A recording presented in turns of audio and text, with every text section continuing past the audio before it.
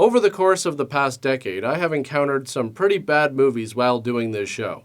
But every once in a while, I stumble upon a movie that is so unbelievably bad that it fails at every element of the filmmaking process. Champagne and Bullets is one of those movies, and it has easily made its way onto a short list of the worst movies I've ever seen. And I'm not talking about good bad movies, which are movies that are poorly made but still manage to be incredibly entertaining. I'm talking about movies that are bad.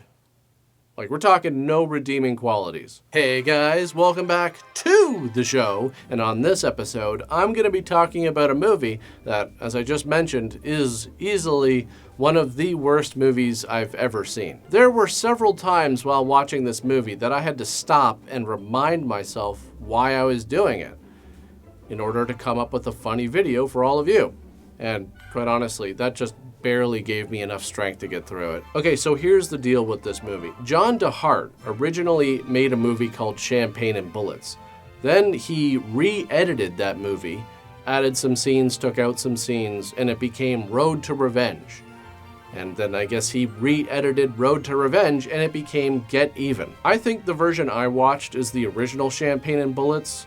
I haven't seen the other two versions. Quite honestly, I don't care. No amount of editing is going to save this thing. I don't care what you add in, what you remove. The only way to fix this is to remove everything and make a completely different movie. I know that may sound harsh, but by the end of this video, you'll see where I'm coming from. I'm going to be blunt. This is obviously a vanity project. It has all the elements that we've seen before in movies like The Astrologer or Neil Breen's movies. Just pick one. But here's what sets this movie a little bit apart. Not only was this movie written, directed, produced by, and stars John DeHart as the lead character, but all of the music in this movie was produced by him as well, with John singing most of the songs. The movie starts with John's character, Rick Bodie, a cop with the LAPD, alongside two other cops, Normad and Huck, and they're about to bust these drug dealers. The only problem is that they don't have a warrant, but that's okay because Normad says they'll get a warrant after they get some dope. I feel a hell of a lot better if we had a warrant. We get some dope, we'll get a warrant. Yeah, after they get some drugs from this bust, they'll have enough to get a warrant to do the bust that they just did. What about this is so hard to understand, Rick? And it looks like Normad was right. See, these guys have their drugs and their weapons right out in the open. They're totally bad guys. And also, just like bad guys, instead of firing and taking cover inside the trailer they're already in, they completely expose themselves to being shot. Anyways, during the gunfight, Huck gets shot, but Normad doesn't really seem to care all that much. You know, if that guy dies, we're doing the whole world a favor. Now, this is just a small preview of what you're gonna see in this movie. The fight scenes are pretty comical. I can only compare them to the fight in Santa Claus Conquers the Martians. However, I should add, that's the worst fight scene I've ever seen. I don't think anything's gonna top that. Anyways, now it's 1 year later, and we have this hearing where Normad is accusing Rick and Huck of being hooked on drugs. This scene starts with a dolly shot, but then for 4 minutes, it's just the same 3 camera setups over and over again. It's painfully boring. There's nothing here visually to keep your interest. Honestly, I don't care what you do, but for the love of God, switch it up a bit. Go in for a tighter shot here or there, anything. Really, because this is literally the second scene in the movie, and it just completely plateaus the whole thing. And here's another problem. Throughout this movie, either the sound isn't mixed well or it wasn't recorded properly, because it is a struggle to hear what people are saying sometimes. I'm gonna have to add subtitles to some of these clips. Finally, Huck gets fed up with Normad's lies, and for whatever reason, is able to just easily beat up these 2 other cops in the room. And that's just the end of the scene.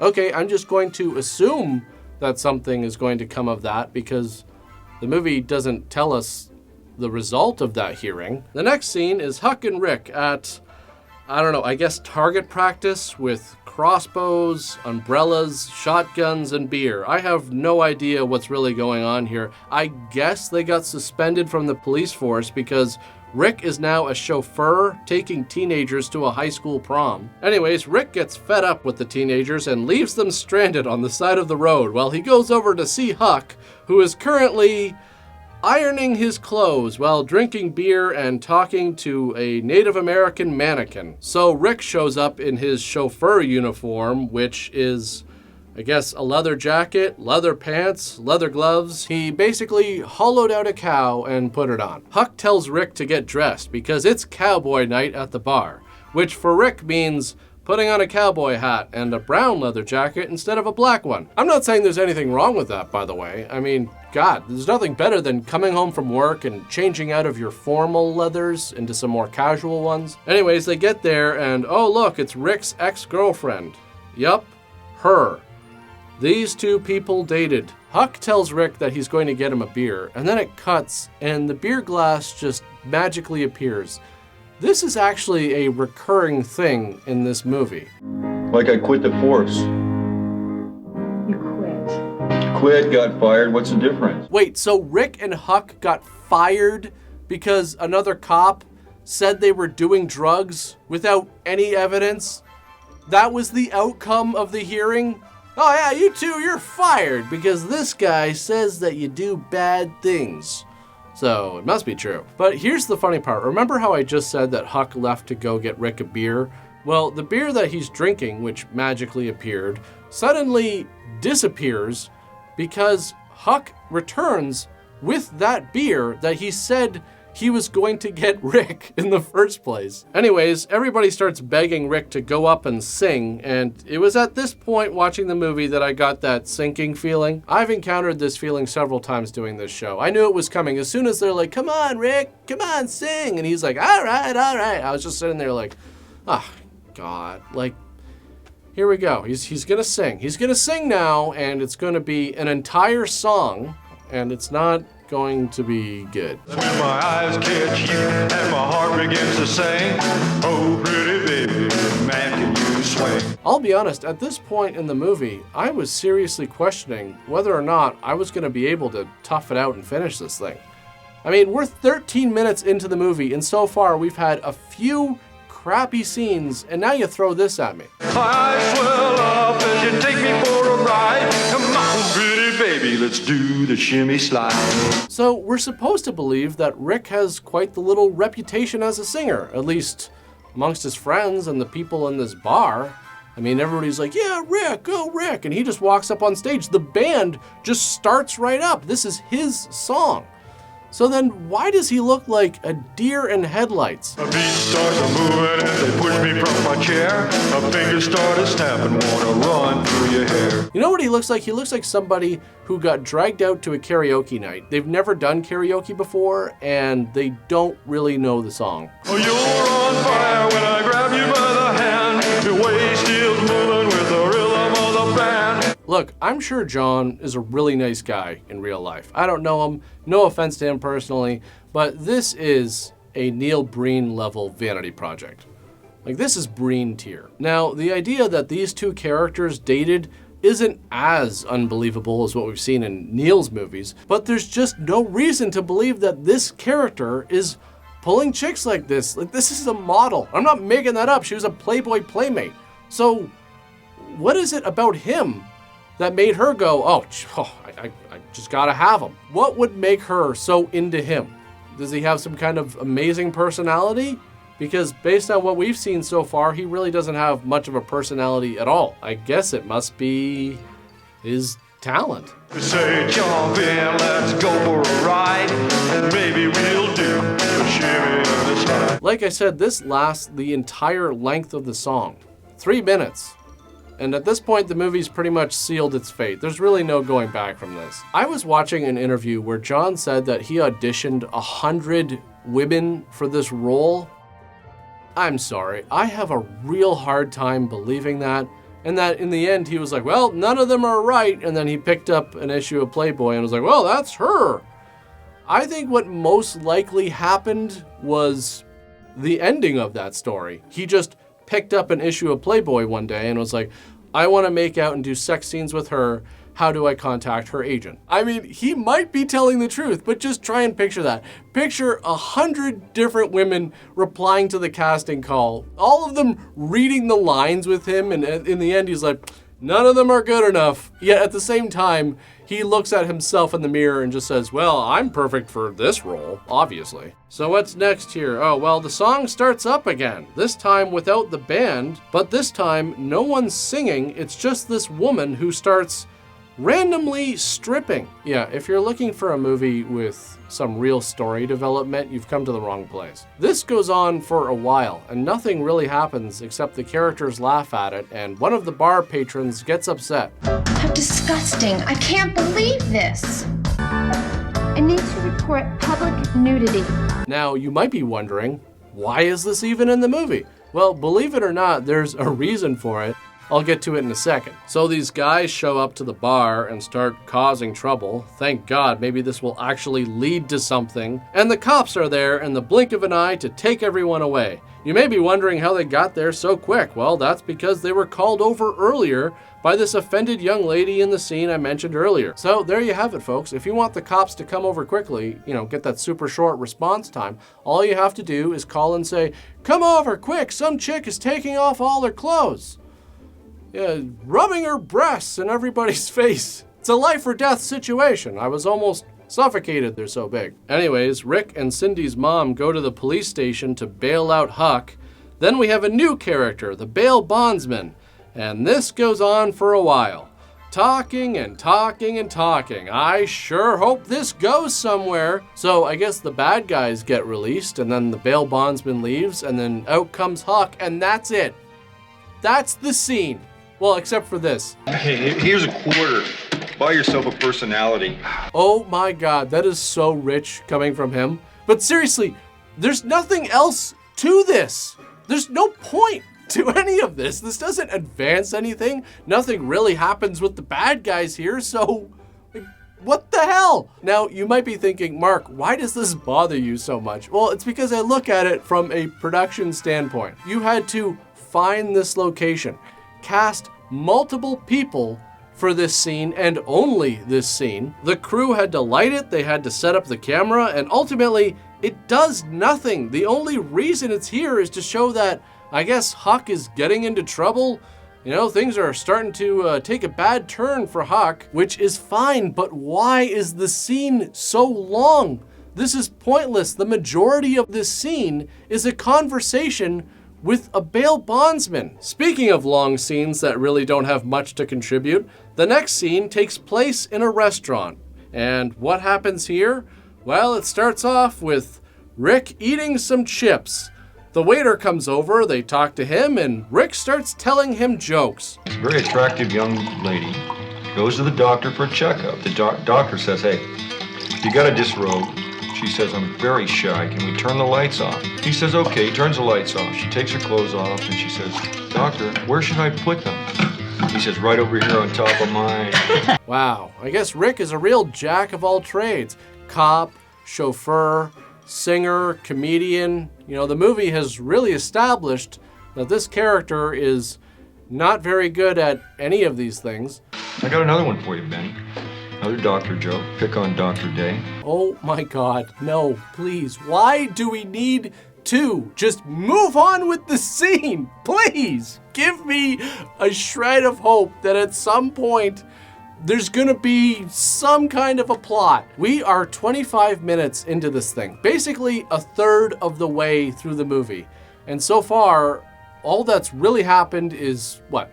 Rick lost his job as a cop, saw his ex-girlfriend at a bar, sang a shitty song, and got into a fight. That's pretty much it. So they keep talking to the waiter about nothing until he leaves, and here comes another character. Maybe something will happen here. Hello, my name is Tamra, and the reason I've got this camera is if you really love her, you want a picture of her. So they get a picture taken.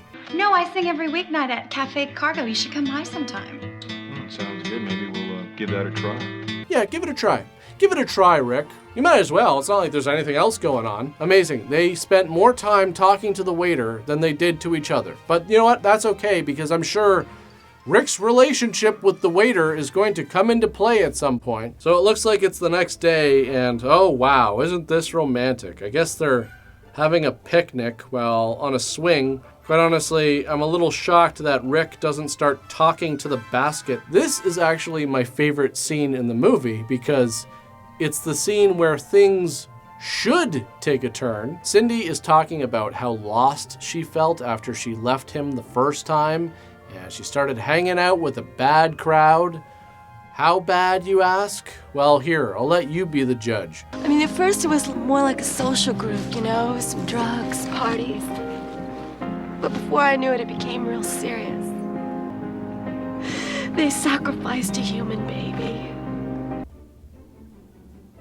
It's interesting that she felt the need to clarify that it was, in fact, a human baby.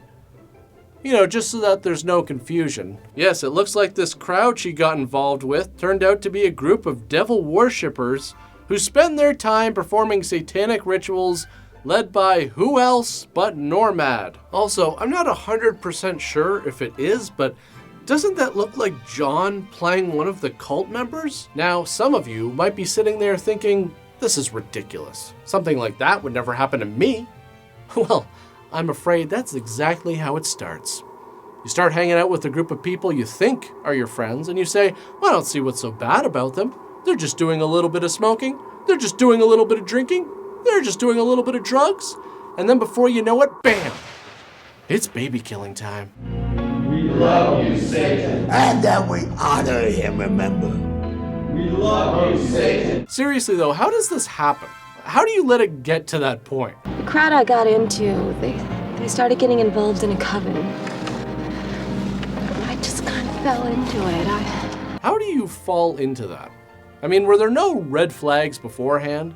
You mean to tell me you were cool with all the robes and the candles and the chanting and all the talk about, oh, Satan lives, we love you, Satan. None of that made you think to yourself, hey, you know what? Maybe hanging out with these people is kind of f***ed. So during this ritual, Cindy is just kind of hanging out in the background while they bring in the baby and set it on top of this altar. I mean, look at this. This is just absurd. If I was in Cindy's position, I would have to say something right away.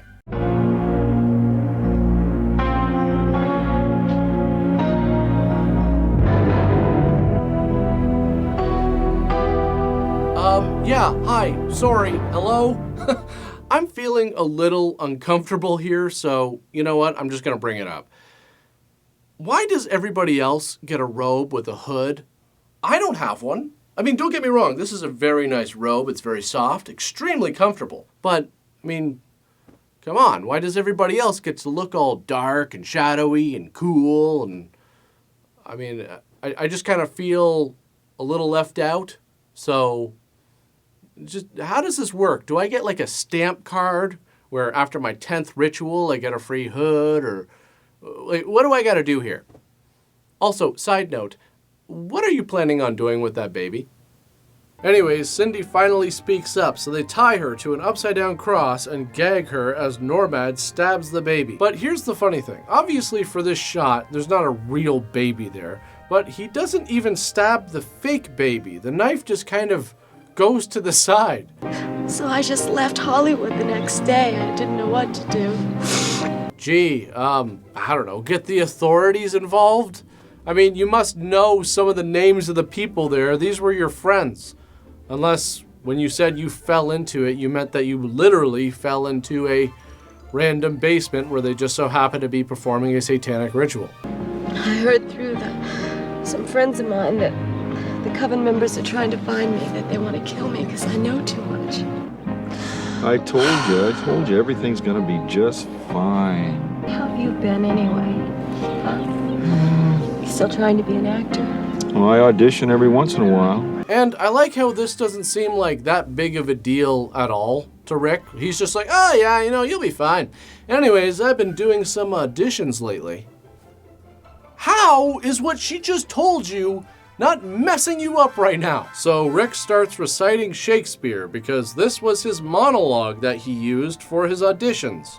And this goes on for a while, which is kind of weird because, you know, I just thought the whole story about the baby-killing satanic cult trying to murder her would have more of an impact on the scene. But there's no time to worry about that because it's time to make out. And I guess this is supposed to be hot. He's taking ice cubes and rubbing them all over her naked body, but it's just weird and awkward. And maybe it's just me, but I don't care how hot the chick is. If I was with someone who told me what she just told him, the first thing I'd be doing after the shock wore off is planning what to do next about the situation. How about you just start with some questions like, all right, let's go through this. Who is involved? Where did this happen? And who are your friends that told you they want to murder you? But he's just like, nah, it'll be fine. Situations like that work themselves out all the time. Don't worry about it because I've got a couple of ice cube trays in the freezer right now and they are filled up to the top. Of course, Rick goes out to the bar because everything is going great in his life, even though he's unemployed and there's a cult trying to murder his girlfriend. Hey, Huck, congratulate me. Me and Cindy are getting back together again. That's the entire point of this scene. Right there. That's it. To show that Huck is drunk again and Rick is getting back together with Cindy. The rest of this scene is Huck trying to pick a fight with two other guys at the bar and accusing Rick of sleeping with his ex-wife. And this goes on for an excruciating 5 minutes. And here we go with Rick and his magical beer mugs again. What you need is some fresh air. Walk. Just remember what? Number 2? Huck goes home and starts shooting his bills. For some reason, he has a hard time with this. And then someone flushes them down the toilet, but I don't know who because it's clearly not him. Anyways, he gets in a fight with his ex-wife because he can't pay alimony. So she lies to the police and tells them he's trying to kill her, which he goes to court for. And yep, it's Normad, the satanic cult leader, who is now the judge, and he sends him to jail. All of this because Normad never really liked him. Listen, you polyester puppet. All right, slow down. What are you talking about? Huck and Normad were on the police force together. Normad never liked Huck. No real reason given, he just never really liked him when they were on the force together. That's the writing in this movie. Huck then tries to kill himself by drinking bleach, which would most likely burn his esophagus, so I'm really not sure why he's smoking in the hospital. Some of you might be wondering why he's even allowed to smoke in the hospital, but believe it or not, smoking was allowed in certain hospitals up until the year this movie came out, 1993. So Cindy and Rick come in to visit him. How are ya?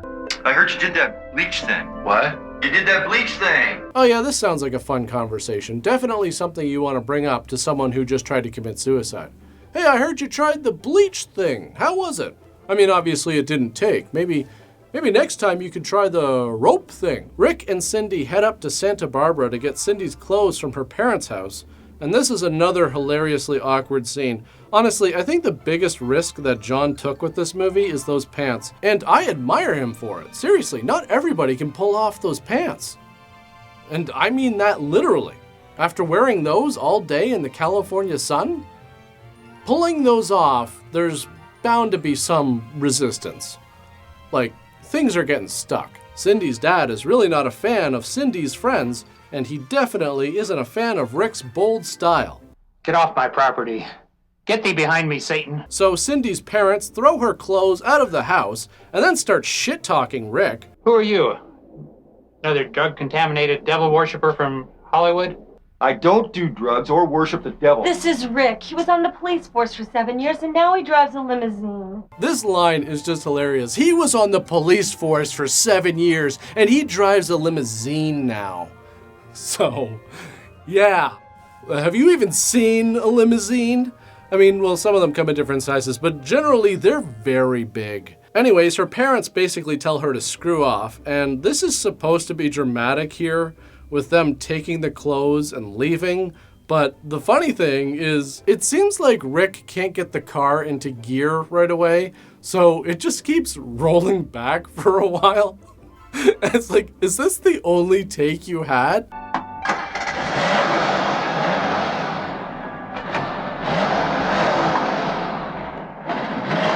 And guess what time it is, guys? Yep, you guessed it. It's music time. When the world feels like it's caving in on us. That's not the whole thing, by the way. This scene lasts almost 2 minutes, and that's all it is. It's just the music over top of this static shot. And if you think it can't get any worse than this, you are wrong. You are so wrong. The very next scene has John in the tub, and the only way for me to describe this scene is unwatchable. I honestly don't know if I've ever used that before on this show, but I'm dead serious. This is unwatchable. She gets completely naked in this scene, and I still think it's unwatchable. You want to know why? Because it's 5 minutes long, and the whole thing is just them having sex in slow motion while another one of John's thigh-slapping smash hit songs plays over top. I only need to show you a few seconds to get my point across. There's no nudity in this part, but just watch it. It's just a few seconds. I promise it will be over quick. I'll be with you when you need me. You can't even begin to imagine what I went through to make this video. I had to watch this multiple times. And it's not over. I'm just filming this right now. I still have to edit this footage and go through the movie again. The next scene makes absolutely no sense, so I'm not even gonna go into detail. Huck starts talking about Huckleberry Finn or something, whatever. So Rick and Cindy get married. Again, where is any of this going? It's an interesting viewing experience from the point of view that at various times throughout this movie, you can't help but ask yourself out loud, why the hell am I watching this? Like, what even is this? Okay, so now we have Cindy stripping for Rick over the sound of the Shimmy Slide song, of course. And here we go, another sex scene, except whose hand is this? I mean, obviously this was a crew member, but was this really the best option? Okay, so we gotta have her take the glass and then put it somewhere. So, here, Barry, just take this. There's a table right beside the bed. Just reach over and put it on that. Or, you know, move the table closer to the bed. Better yet, I actually think that this is a situation where the disappearing glass technique should have been used. Anyways, the next morning, Cindy sees a photo of Normad and she's like, holy shitballs, that's the high priest of the satanic cult. Interesting that she never saw Normad before, even when she was dating Rick, back when Rick was on the police force working with Normad. And Rick's reaction to this is just hilarious. He's the one who murdered the baby. What? Really? So Normad gets Snake and Scar, gee, I wonder which one's Scar, to go hunt down Cindy. And now we have this chase scene where eventually they go on this dirt road. Cindy throws her helmet off for some reason, and, well, I guess they spun out and crashed because suddenly they're just on the ground. And wouldn't you know it, Cindy is dead.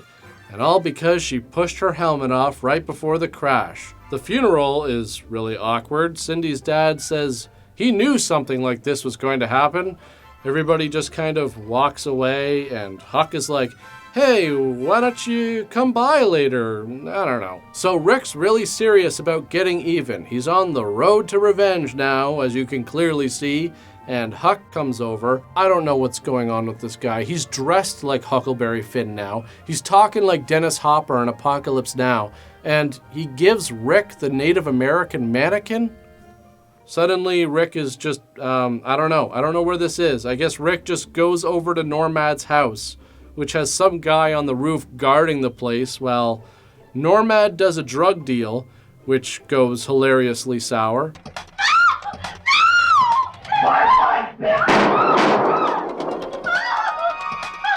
Rick comes in and suddenly finds himself trapped in a hallway from a 1980s music video. I guess he goes downstairs into the basement, which is not only where the satanic rituals take place, but it also happens to be Normad's favorite place to stand around and do cocaine. Well, I guess it's all over for Normad. Rick killed his crew, and now he's got him with the drugs.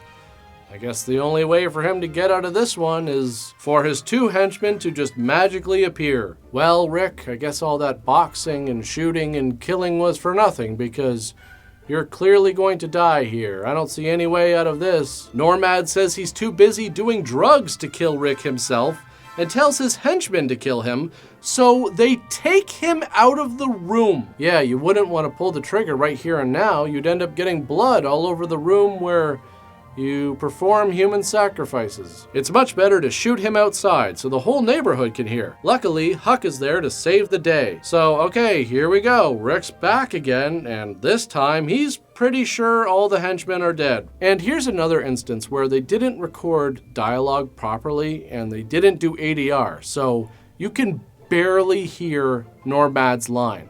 So it just feels like there's this awkward pause between Rick's lines. It's me again. You're the kind of puke that makes the world decay. Now, once again, you'd probably think that Rick clearly has the upper hand here, but what a lot of people don't know is that a briefcase is actually the best way to disarm someone. And it's payback time. She was a full-blown bitch. I mean, how are you going to defend against that? No way you could see that coming. So Rick and Normad fight. I really wish this was longer because it's hilarious, and Normad gets stabbed with his own knife. This has got to be one of my favorite movie deaths of all time. I'll see you in hell, you son of a bitch. Not a problem. The head tilt at the end really seals the deal. Without that, I wouldn't have been convinced. Sometime later, Rick goes to visit the grave of his dead wife, and the nun from the hospital shows up, and she's like, "Hey, Rick, can you give me a ride to the hospital?" And Rick's like, "Well, I'm kind of busy right now, mourning my dead wife." And the nun is like, "No, seriously, give me a ride to the hospital." So Rick says, "Okay, fine." There's someone here who wants to see you. Cindy. Where do I start? So let me get this straight. This guy was convinced his wife was dead, had a funeral, spent who knows how much time preparing to seek revenge, and then finds out his wife is actually alive when a nun tricks him into going to the hospital to see her. Like a surprise party. So if she's in the hospital, what was in the casket? I mean, you went through with the funeral and the burial. How did this happen? How many people had to be in on this? Like, gee, Rick, we all really feel like it would be best if this was a closed casket situation. In fact, don't even ask to see her one last time, man. You gotta move on. Yeah, just throw that casket in the ground and trust that she's in there. Imagine going through that. All of the things that suddenly losing a spouse would entail. This guy grieved.